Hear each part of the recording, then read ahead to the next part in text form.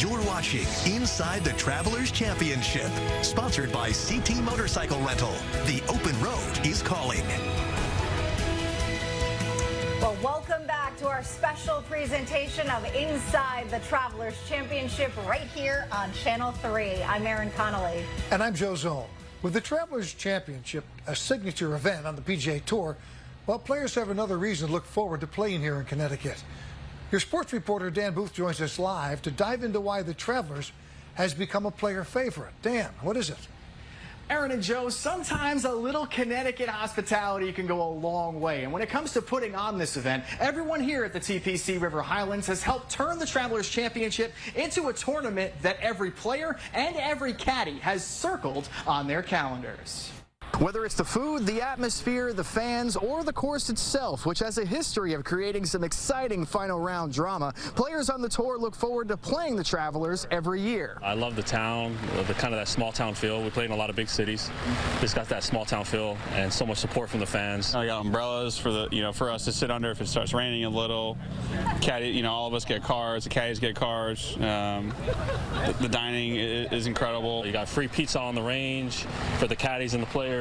They go above and beyond to make the experience special for us, and as players, we really appreciate that. The Travelers is scheduled right after the U.S. Open, and knowing how grueling the PGA Tour schedule can be, this weekend is a nice change of pace for the players. Having a little break where we come to a golf course where we can have some fun and make some birdies is a nice feeling. Even if it wasn't coming off the back of a U.S. Open, it's just an awesome week. They do an awesome job hosting all of us, making us feel like we're at home. At TPC River Highlands, the players aren't the only ones treated like kings. Caddies are celebrated in more ways than one. As far as tournaments go that take care of the caddies, this is number one. This is the creme de la creme, from doing laundry for us to having, meals with menus and just the amenities.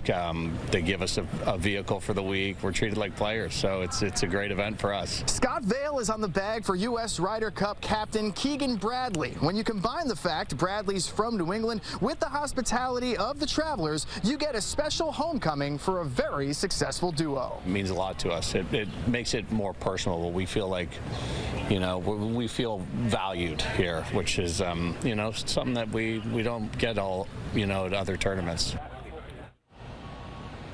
It's always great seeing the guys on the bag happy, and it's always important to keep them in good spirits because we know how much they help all the players we love rooting for have success out there on the course. And it's going to be a lot of fun to see how all these players in town for this week's Travelers Championship to see how they perform throughout the week. Your reporter at TPC River Highlands, Dan Booth, Channel 3. Highway to Sports, Erin and Joe, back to you.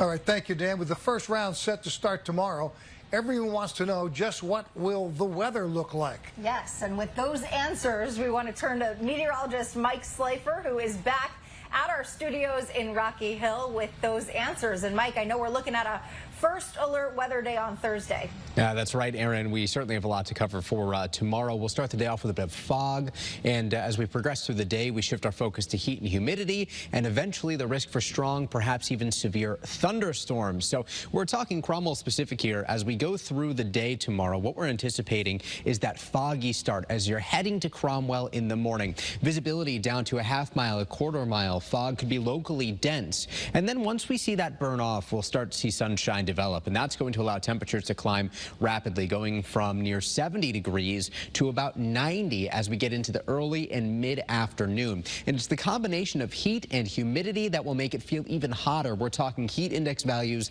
mid and upper 90s. So get ready for one of the hottest feeling days that we have seen so far this year. The sunshine will allow for instability in the atmosphere to develop the energy that we look for when it comes to thunderstorms. And we'll have a cold front that comes through, putting those that heat and humidity to good use in the form of thunderstorms. So heat index values are going to be an issue through at least the middle of the afternoon. You'll want to pack plenty of sunscreen. You'll want to make sure you stay hydrated when you're walking around the course tomorrow. It can be a bit hilly at times. It can be a little bit strenuous, so something to keep in mind. And then in the afternoon and evening, it's all about what develops to the west and moves into Connecticut. If you caught our newscasts yesterday, you'll know that the level 2 risk here has now been expanded a little bit farther west and does include Cromwell.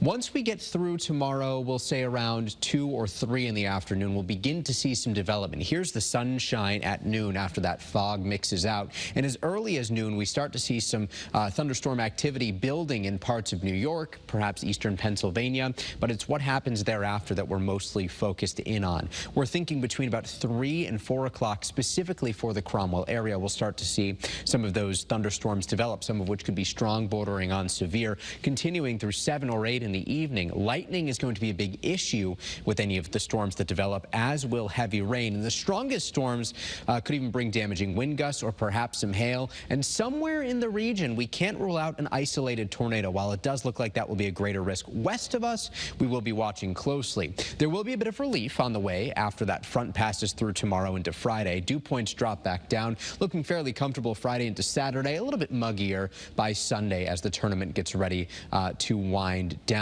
So we're anticipating after that front rolls through, again, tomorrow high temperatures will be around 90 or so. By Friday, we'll likely see highs back in the mid-80s.